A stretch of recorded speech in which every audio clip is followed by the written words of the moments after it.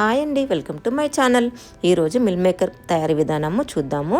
ఒక గ్లాసు మంచి సువాసన కల బాస్మతి రైస్ని తీసుకొని 2 సార్లు కడిగేసి ఒక గిన్నెలో పెట్టుకొని ఒక గ్లాసుకు 2 గ్లాసుల నీరు పోసుకొని రైస్ కుక్కర్లో వండుకొని పక్కన పెట్టుకోండి.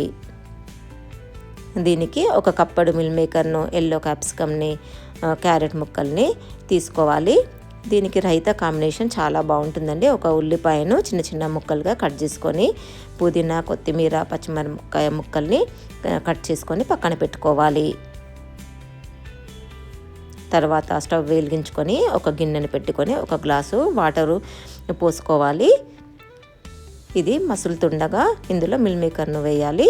1 నిమిషం పాటు ఉంచుకొని పక్కన పెట్టుకోవాలి. తర్వాత స్టవ్ వెలిగించుకొని ఇందులో నూనె కాకుండా నెయ్యిని వేసుకుంటే చాలా రుచి ఉంటుంది. 2 చెంచాల నెయ్యిని వేసుకొని 1/2 టేబుల్ స్పూన్ సాజీరను వేసుకోవాలి. తర్వాత పచ్చిమిరపకాయలను వేసి క్యారెట్ ముక్కలను కూడా వేసుకోవాలి. ఇందులో ఆవాలు, జీలకర్ర ఏమి వేయొద్దండి. ఇవి ఒక్కసారి కలిపిన తర్వాత మూత పెట్టుకోవాలి. 1 నిమిషం అయిన తర్వాత మూత తీయాలండి. ఇప్పుడు ఇందులో ఎల్లో క్యాప్సికమ్ను వేసుకోవాలి. తర్వాత మిల్ మేకర్ను కూడా వేసుకోవాలి. ఒకసారి కలుపుకోండి.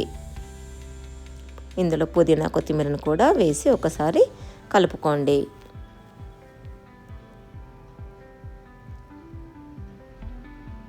ఇప్పుడు బాస్మతి రైస్ను కూడా వేయాలి. తగినంత ఉప్పును, మిరియాల పొడిని కూడా వేసుకోవాలి. ఒక్కసారి కలుపుకోండి.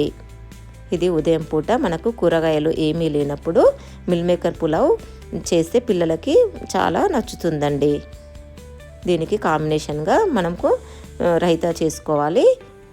2 చెంచాల పెరుగును తీసుకొని గుప్పెడు ఉల్లిపాయ ముక్కల్ని, ఉప్పుని, మిరియాల పొడిని కూడా వేసుకొని ఒకసారి కలుపుకోవాలి. దీనికి తాలింపు అవసరం ఉండదండి. పైనుంచి కొత్తిమీరను చల్లుకోవాలి.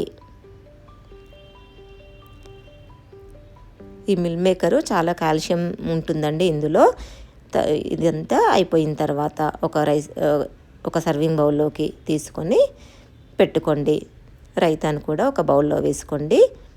చాలా బాగుంటుందండి. ఒకసారి ట్రై చేసి చూడండి. మీకు నచ్చితే లైక్ చేయండి, షేర్ చేయండి, సబ్స్క్రైబ్ చేసుకోండి. థ్యాంక్ యూ అండి.